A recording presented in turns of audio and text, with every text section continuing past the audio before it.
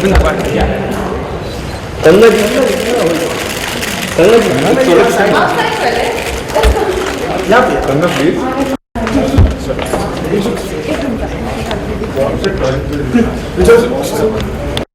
of the reasons why there's so much inaction and so much delay in government,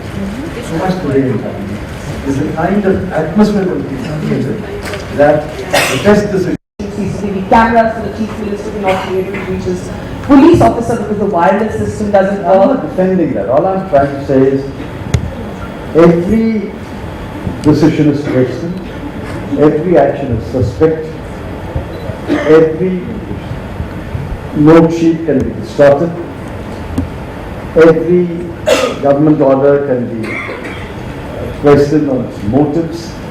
I understand the fear to some extent, but I do not understand the fear of lies anymore. I understand that the debate around transparency in governance has got shrill. Some would say it was a needed corrective and India will find its balance somewhere. That we went from a period of entrenched corruption, so you needed that level of noise to bring back the trade, three television studios and kangaroo courts. I agree with that. I'm personally extremely uncomfortable with that trend in television, but I cannot accept that it can become the basis for jeopardizing the lives of Indians. That's the only disagreement. When taken to that level, I would say. In that chapter, did you correctly understand the character of the Naxalite? Understand the character of the Naxalite leaders. They have held women as slaves and captives. Their children study in the best schools. That they kill and shoot and commit all kinds of depredations. For what? For bringing about an overthrow of the established system of government. Have you heard President Obama yesterday? Yes. What he spoke about terrorism, maybe not in that. That does not take away from the reality of terror. It does not take away from the reality of foreign funding for this terror, whether in Naxal terrorism or in Jammu and Kashmir.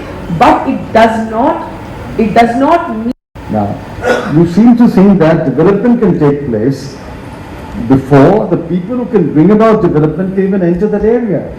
No doctor can go there, no nurse can go there, no teacher can go there. You build a school, they blow up the school. You build a road, they mine the road. Therefore, it's not the first step, first to secure the place before we did not have 282. The highest number we had is 201. But you were stopped by your own colleagues in the cabinet and by Mrs. Gandhi. No, I'm not. Who had a much more extreme version of the view you think I have. I don't think so. I'm not taking any names. The point I'm making is that opinion in these issues will always be divided.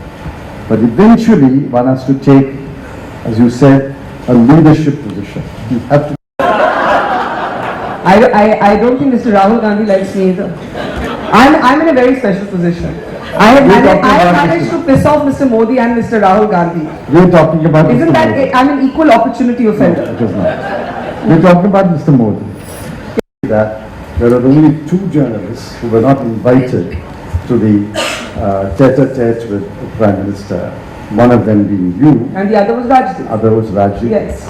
So, Rajdeep Sarkisai. What I that he has a capacity for being more of a pragmatist than a polemicist. I think we've seen that in his Pakistan policy. What his rhetoric was is very different from the policy he pursues today. And I believe that he will. On Twitter, you can call a biased anchor right now. And may I just say that while Mr. Modi doesn't like me, one of the common things that has happened to our politics, I do want to make this point to you, Mr. Chidambaram, is that politicians have found a way of talking to people bypassing mainstream media. And that applies to Mr. Modi, but it also applies to the Gandhi family, it applies to many other politicians. And I believe that's very dangerous for our democracy. Well, I don't want to push you further. I know that the government is here to stay for another 40 months and you perhaps will. 40 months. And after that? Well, after that there will be an election. And you believe the result will be different? I believe we are a democracy, isn't it? I want to ask the final question. Yes. You talk about I would say I'm upper middle class economically, but I would say in my values, I am Upper still middle class is upper middle middle class class, progressive. or as upper middle class as I define upper middle class. I don't know how you define it. I said even the very rich call themselves No, upper I'm middle certainly class. nowhere close to any. When I entered journalism, my salary was 8,000 rupees a month, and I know. On my first brief, I got 150 rupees. Right. Okay. Yeah. Okay. That was it. I have the book. Here we have the book. Yes.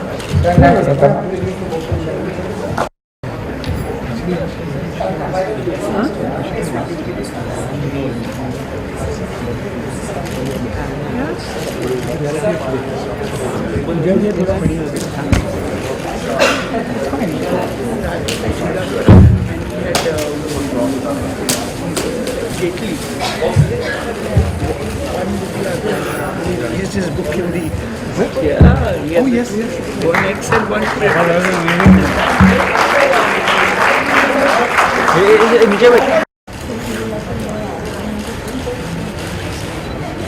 That was even better.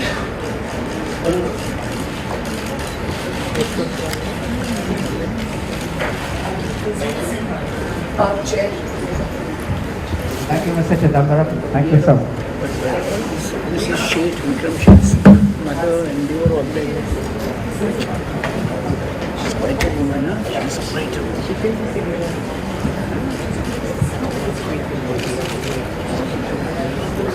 Please. Thank you, women. And that is what I'm here to talk to Kangana about today. Women, feminism, and the new Indian woman. Is there such a thing, or is that just a media cliche? And I'm just going to read out a brief passage to set the stage for our conversation.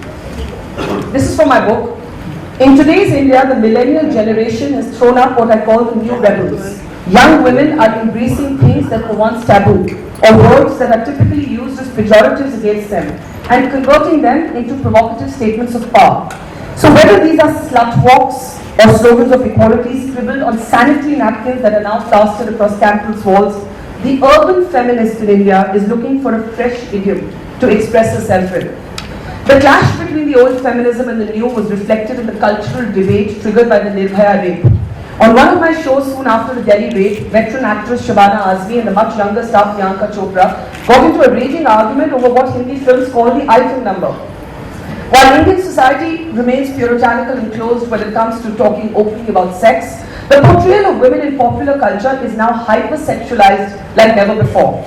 Is the formal advent of the item girl in Indian films a flamboyant serenade extraneous to the plot and inserted just for its in-your-face sexuality? Is it a sign of emancipation or another manifestation of the male gaze? Shabana believed it was the latter and called for women in the industry to make informed decisions about songs that were sexualizing even little girls who would then repeat the pouty lyrics at weddings. But look at the lyrics. Did women really want to be referred to as tandoori murgi or chitni chameli? Priyanka argued that it was all about choice and that free choice was the cornerstone of all feminism. Had someone asked me to take a side, I would have found it difficult. I remember feeling entirely conflicted when during the course of a television debate on censorship, I met Mumaid Khan, a sultry beauty best known for her gyrating and pouting to the camera. At one point, springing to her feet, she pointed to the short skirt riding up her toned thighs and proclaimed aggressively that this was the freedom women wanted. The age of draping women only in salwar kameezes was over, she yelled with thunderous applause. As a young Muslim from a conservative Lucknow family, she had defied several norms and cultural assumptions. But in the process, had she just adopted an alternative stereotype where her freedom was to be defined by a camera traveling up to her navel. So this is just a passage from the book, and thank you so much. And my guest today is somebody who I believe has rewritten a lot of the old rules in the film industry. Not just that, she is refreshingly candid, she is not politically correct, and she speaks her mind. And over and above all that, her film Queen, according to me, is absolutely inspirational for young women who are looking to break free from old shackles. So thank you so much, Kangana Ranaut. Let's welcome Kangana to this evening. Hi, good evening everyone. And congratulations. Thank you. I want you to talk a little bit about your own journey from being a small town girl in Himachal Pradesh to getting to this point. From growing up in a family where you have quite openly admitted that your family was more favorably disposed towards your brother, and in some ways openly discriminated against you to the point that one day you decided you were going to run away from home?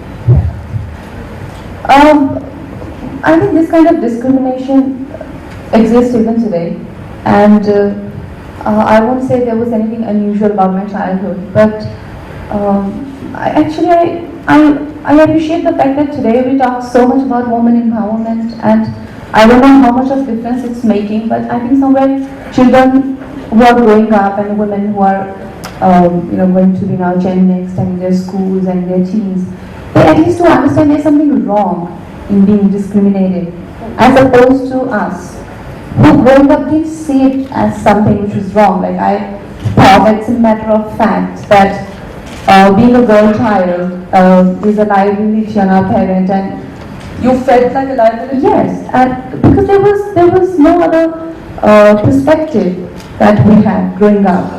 I felt that it's fair for my parents to feel that taking care of a girl child, like, because these conversations were everyday thing, that you raise a child and you invest so much in her education, and then she goes about to basically take care of someone else's house, and there's so much dowry that you have to.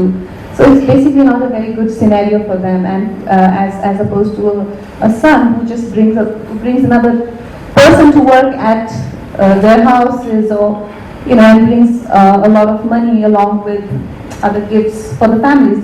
This is how actually middle class families feel, who struggle to make the ends meet. So then those gifts. The girl is a liability. Yeah.